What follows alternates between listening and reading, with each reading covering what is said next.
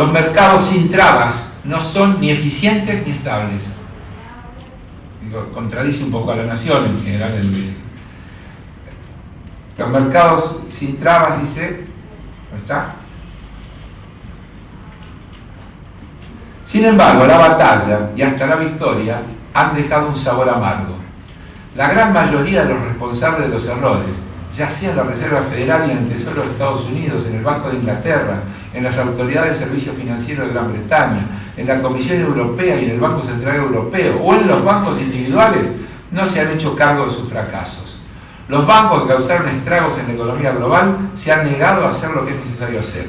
Peor aún, han recibido respaldo de la FED, de quien uno habría esperado una postura más cautelosa en vista de la magnitud de sus errores pasados y de lo evidente que resulta que se hace eco de los intereses de los bancos que supuestamente debía regular.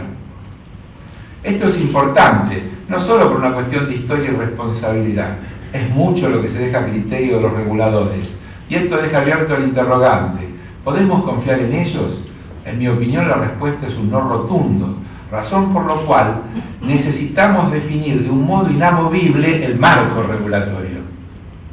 Mira qué importante y qué coincidente con lo que recién decíamos.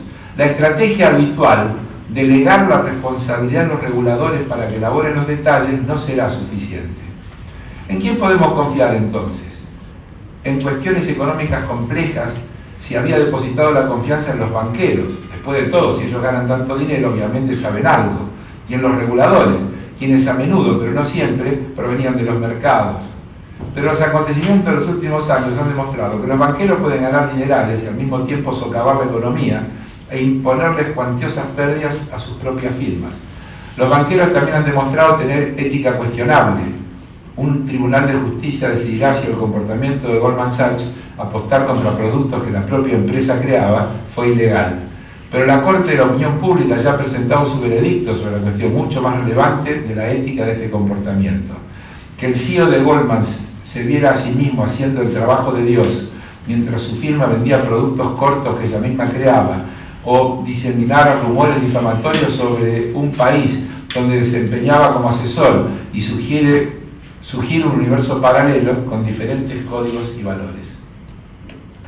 Como siempre, el diablo está en los detalles, dice, y los lobistas del sector financiero han trabajado arduamente para asegurarse que los detalles de las nuevas regulaciones beneficien a sus empleadores. En consecuencia, probablemente pase mucho tiempo antes de que podamos evaluar el éxito de cualquier ley que el Congreso estadounidense finalmente promulgue. Eso sí, los criterios para el juicio son claros. La nueva ley debe poner fin a las prácticas que pusieron en peligro a toda la economía global y reorientar el sistema financiero hacia sus tareas apropiadas, gestionar el riesgo, asignar capital, ofrecer crédito, especialmente a las pequeñas y medianas empresas, y operar un sistema de pagos eficiente. Deberíamos brindar por los probables logros.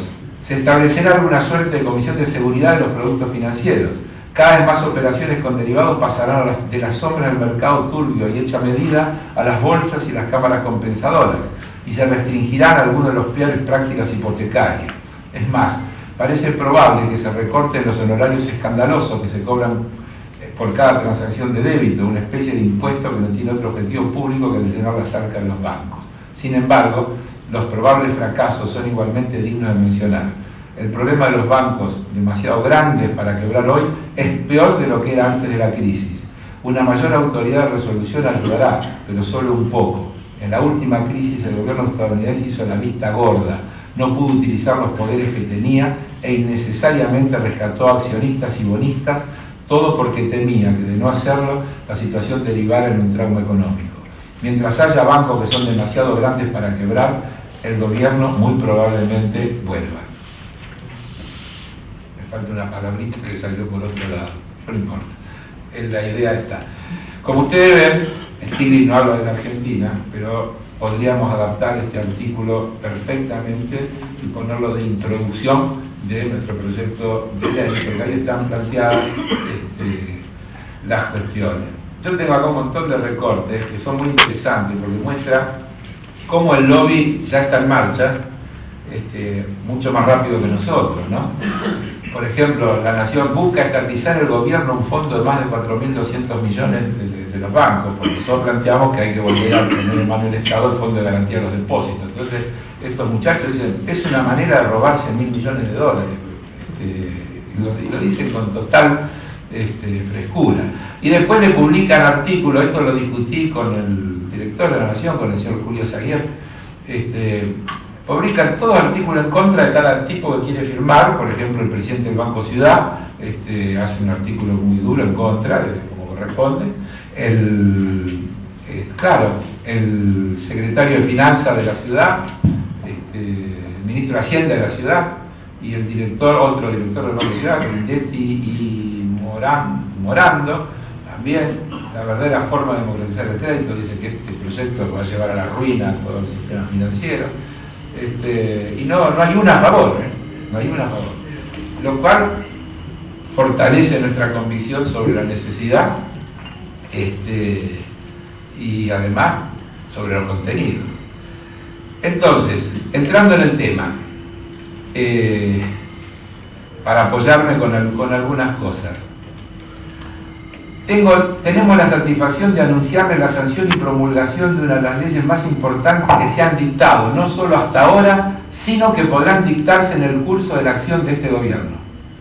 Estamos introduciendo un cambio no solo fundamental, sino realmente estructural en el sistema institucional jurídico del sistema financiero argentino. Va a significar una verdadera revolución en el campo financiero, mucho más de lo que la gente afuera puede creer y quizá mucho más de lo que muchos puedan llegar a imaginar.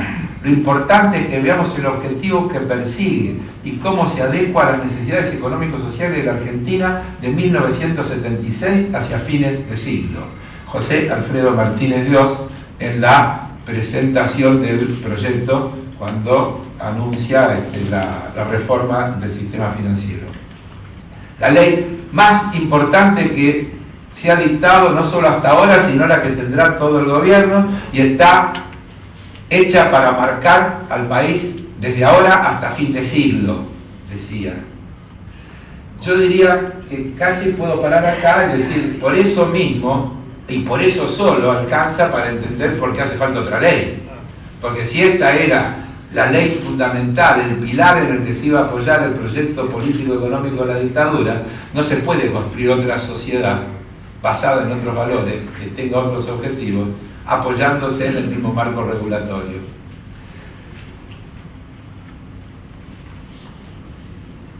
Después dijo una cosa muy graciosa, Martínez Dios, que la voy a usar bastante, me la van a escuchar decir muchas veces. No olvidemos una cosa, para terminar, que este régimen que va a regular el sistema financiero argentino tiene características muy especiales, porque en verdad, el servicio de prestar asistencia financiera y de procurar el crédito a la comunidad en realidad se acerca al concepto de un verdadero servicio público. O sea, esto explica el por qué necesita ciertas reglamentaciones especiales. El mismo discurso de Martínez Dios.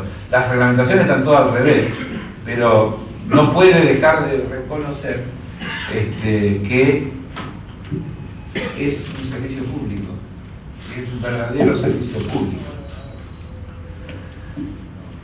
¿Qué ley tenemos? Yo digo ley y siempre hago la aclaración, en realidad esto es un bando, porque los gobiernos militares de facto no tienen capacidad para sancionar leyes. Las leyes las sanciona el Parlamento Nacional en el funcionamiento democrático con los debates que corresponde. Acá había una dictadura que usurpó el poder y unos señores que ocuparon el Palacio Legislativo y que sacaban cosas que ellos decían que eran leyes.